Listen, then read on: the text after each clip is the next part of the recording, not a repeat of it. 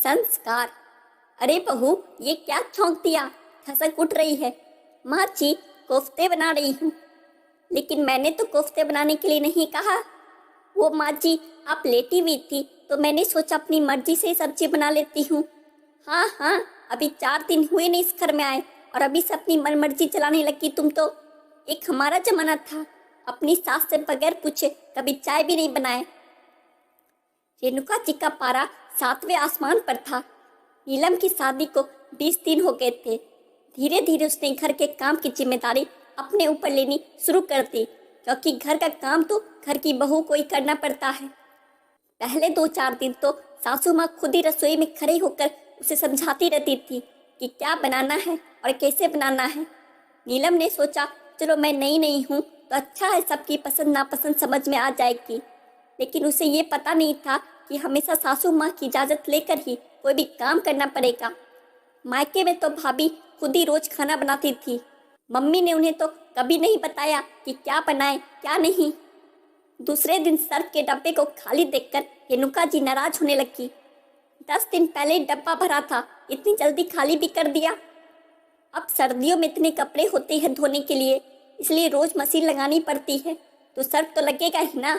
लेकिन सासू माँ को उससे भी शिकायत है।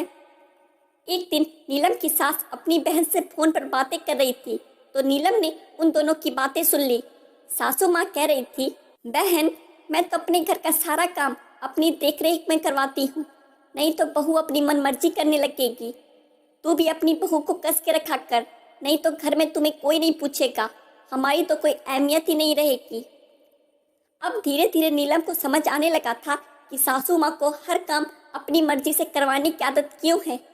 उसने मन ही मन कहा, चलो सासू माँ की इच्छा भी पूरी कर देते हैं। अगले दिन सुबह उठते ही नीलम ने सासू माँ से पूछा, माँ जी, चाय बना लूँ क्या? हाँ बना लो, सासू माँ ने उगते हुए कहा। चीनी कितनी डालूं? 1 चम्मच। हाँ। थोड़ी देर बाद, माँ जी, नाश्ते में क्या बनाना है? आलू की सब्जी और पराठे बना ले। सासू माँ खुश हो रही थी कि बहू आज तो सारे काम पूछ पूछ के कर रही है। वो पूजा करने के लिए बैठने ही वाली थी कि नीलम ने फिर आवाज़ लगाई, माँ जी, कितने आलू की सब्जी बनानी है? अब बहू इतना पूछ रही तो सासू माँ भला कैसे न बताए। उन्हें रसोई में जाना ही पड़ा। सारी चीजें बताकर जैसे ही बैठने लगी, नीलम ने फिर आवाज़ लगाई, माँ जी, जरा मशीन में सर्फ डाल दीजिए, मुझे तो अंदाजा ही नहीं है। उन्हें मजबूरन फिर उठना पड़ा।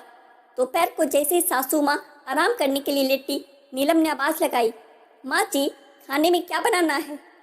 बहू, दाल चावल बना लो। थोड़ी देर बाद, माँ जी, कौन सी दाल बनाऊं, मूंग की दाल या उड़द की? मूंग की बना लो, सासू माँ ने खिसते हुए कहा।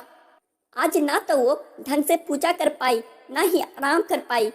नीलम मन ही मन मुस्कुरा रही थी, लेकिन साथ ही उसे सासू माँ को इस तरह परेशान करना अच्छा भी नहीं लग रहा था। अब तो पानी सर से ऊपर हो गया। शाम को फिर वही शुरू हो गया, माँ जी, खाने में क्या बनाना है? सब्जी में कौन कौन से मसाले डालने हैं? दूध गर्म दूं या ठंडा? सासू माँ ने जोर से चिल्लाते हुए कहा, बहू, अब मुझसे कुछ मत पूछना।